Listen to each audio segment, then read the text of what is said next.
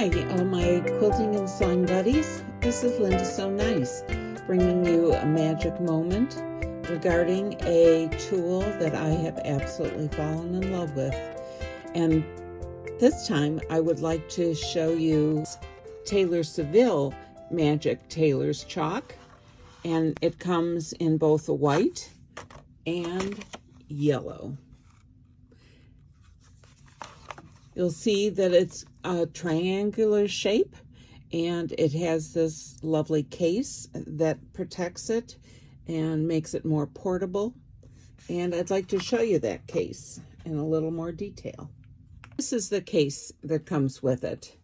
And you can see it's made of a nice sturdy plastic and it sits in there firmly. But when you open it up and fold the cover back, you have a nice little case to keep your chalk in every time you use it, and you always know where it is. Let me point out a few things about the chalk. You can see that it's a nice sharp edge all the way around, and it has this nice little indentation that makes it easier to hold. This is just like a chalk that used to be used on chalkboards, and it's very highly compressed and it is very smooth and silky when you hold it. So it also can be sharpened on the back of the holder. It's kind of textured there and you just kind of rub it after using it, and that sharpens it up again, ready to use again. And then this just wipes off and with a little bit of water, and then it's ready to go again. If you're asking yourself, what do I use this on?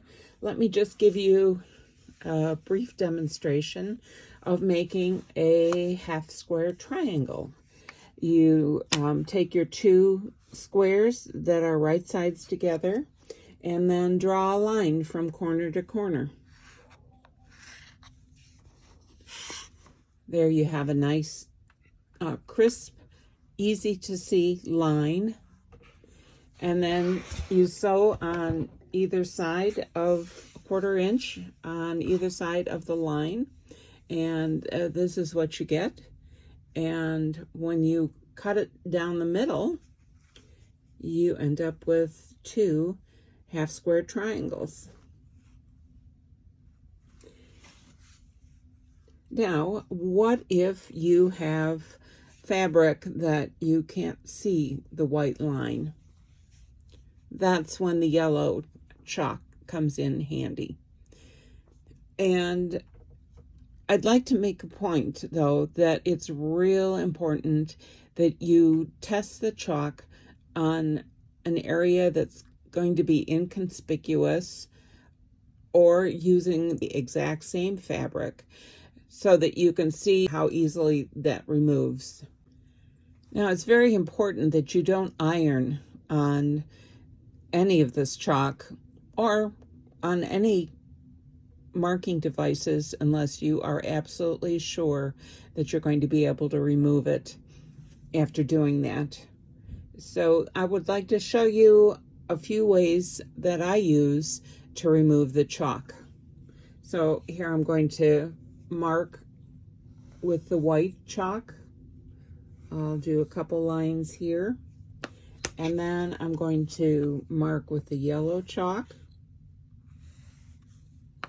Now, one thing that's going to influence how easily you can remove it is how hard you press, how thick the line is, and how many times you go back and forth to make the line.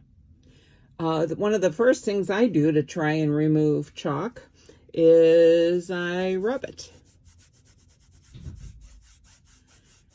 And some of the time, that's all I need to do. And if I'm going to be sewing right on that line, then it's even less important that the chalk come off. But if that's not good for your project, then I would suggest using a brush. Is gone.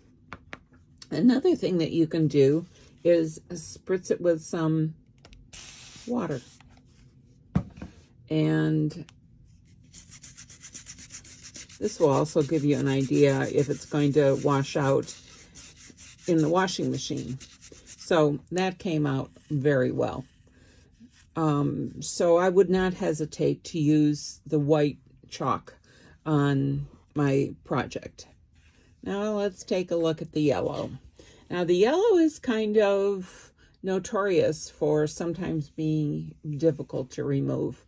So this one you want to be careful to make sure you check it out first.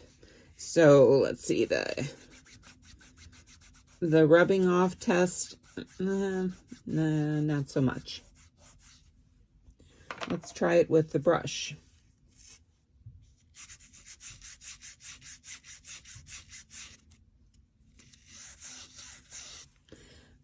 That's better. And if I had sewn on top of that line, I would not feel very uncomfortable leaving it there. But let's see how it comes off with water.